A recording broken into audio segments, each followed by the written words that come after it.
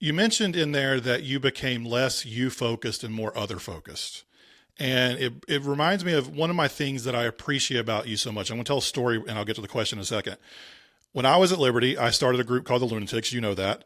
Our goal was to rebuild the student section and be the best student section in our league. And I think we did it. But one of the things that we did before every game, you would walk across where we stood in the front row at center court to get to the bench, and we'd chant, Ritchie, Ritchie. And you'd walk by and you'd give us this little fist pump every single time.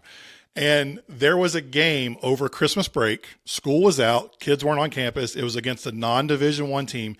I came back into town for the game because I wasn't going to miss the game. And there was only one other person in the club with me at that game. And he lived in Lynchburg, but we still did the Ritchie chant. And as you walked by, you looked at us, you go, two of you? Only two of you are? But after the joke, you said, thanks for being here.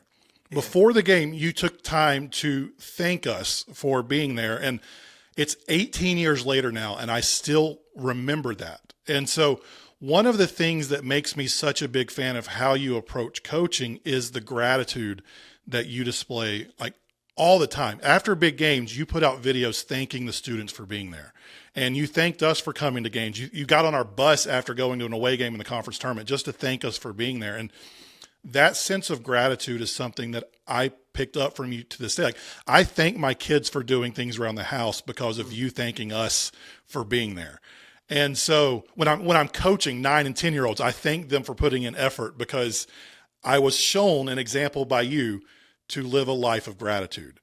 So can you talk to us a minute about why that life of gratitude is such an important part of a healthy journey through life and sports? Yeah, JC, honored by those comments, man.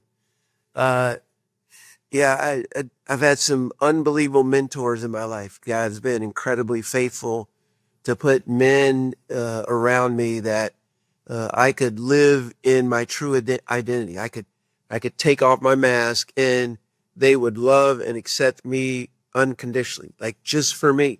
I could tell the truth to them. And I think I garnered such a great appreciation for those men's presence and unconditional love that it propelled maybe a muscle development of practicing gratitude. And like I live my life now out of a deep sense of gratitude for all of his blessings, his provisions, and even the tough times, because I know he's always working for my good, right? Like it's the trust that we have in God's word.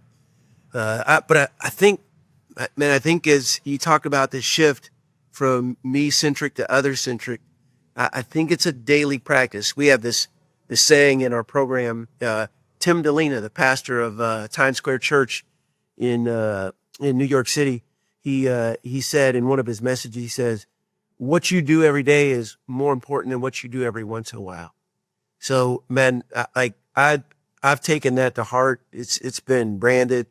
Our guys would be able to tell you what that means in their own lives, because we want to make sure we're practicing gratitude. And I just think it's the jet fuel for us to be able to live in our true identity. And what I have learned is that when I can be thankful for something, it takes away so much shame in it as well. Like if I mess up, it's like I will apologize, but instead of focusing on the apology, thank you for handling that. Thank you for understanding.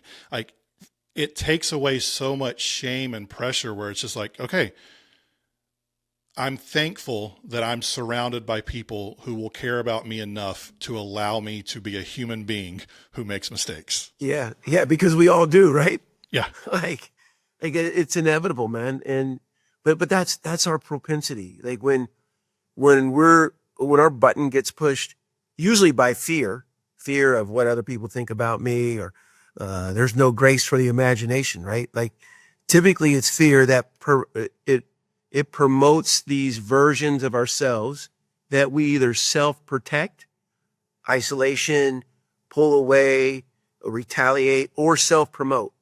Hey, look at me, look what I did. And I think the essence that is a daily pursuit or accrual, is to just know what God's word says about you, and to trust it, right? Because if you trust it, and it's like, it's really true, he'll never leave you or forsake you, or a bruised reed he will not break, or a smoldering wick he will not snuff out, or he's always with me. If I can refocus or reframe the given circumstance, the mistake, or the fear that has triggered this reaction, and filter it with God's word, then all of a sudden I can respond. And it's way better to respond than to react.